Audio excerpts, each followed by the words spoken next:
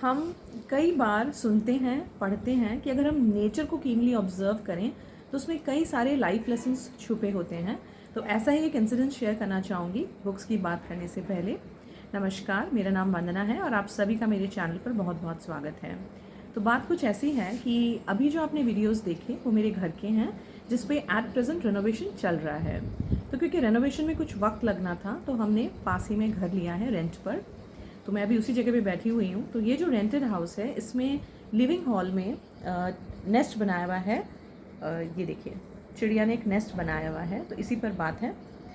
तो बात कुछ ऐसी है कि जब हम यहाँ शिफ्ट होने वाले थे तो ओनर ने क्लीनिंग करवाते वक्त ये नेस्ट यहाँ से रिमूव करवा दिया था।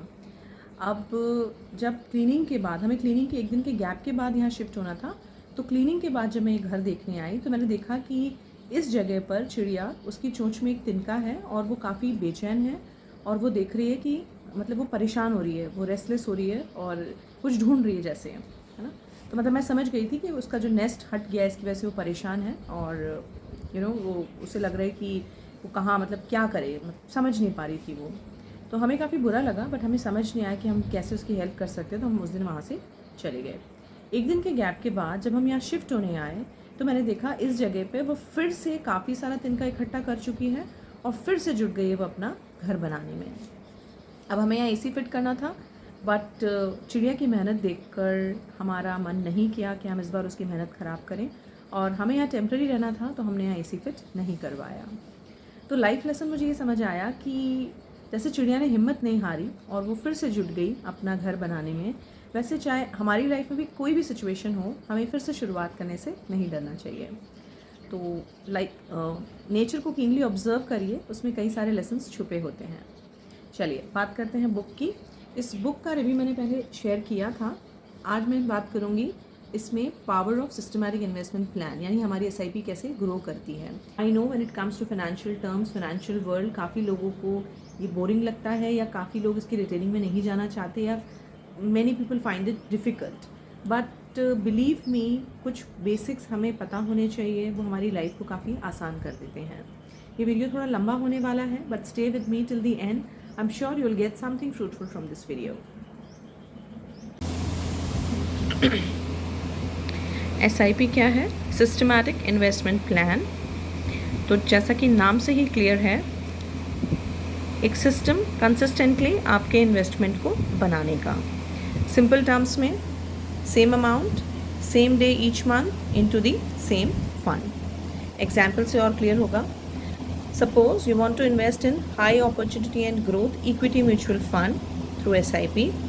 सो what you have to decide the monthly amount you want to invest every month, है ना। कोई भी अमाउंट डिसाइड कर सकते हैं आप। 500 हो सकता है, 1000 हो सकता है, 2000 हो सकता है, 10,000 हो सकता है। तो सपोज़ आपने डिसाइड किया कि एवरी मंथ 5,000 आप एसआईपी के थ्रू इस फंड में इन्वेस्ट करेंगे, right. You have to decide the day of every month. Suppose 7th of every month you will invest ₹5,000 in SIP, right. So what will happen, क्या होगा यहाँ पे, 7th of every month automatically you will get units worth ₹5,000 of this fund. अब उस वक्त NAV क्या चल रही है उससे आपको बॉदर करने की ज़रूरत नहीं है when you are investing in mutual fund, right. NAV क्या होता है? Net asset value. जब हम म्यूचुअल फंड में इन्वेस्ट करते हैं वी बाय यूनिट्स, तो जो यूनिट प्राइस है वो कहलाती है एनएवी।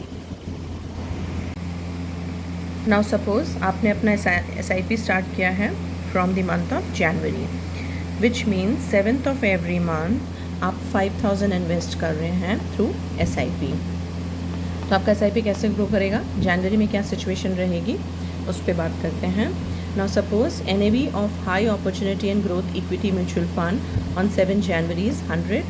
इन्वेस्टमेंट अमाउंट है आपका 5,000। तो जनवरी में आपको यूनिट्स कितनी मिलेगी? 5,000 divide by 100, that is 50 units.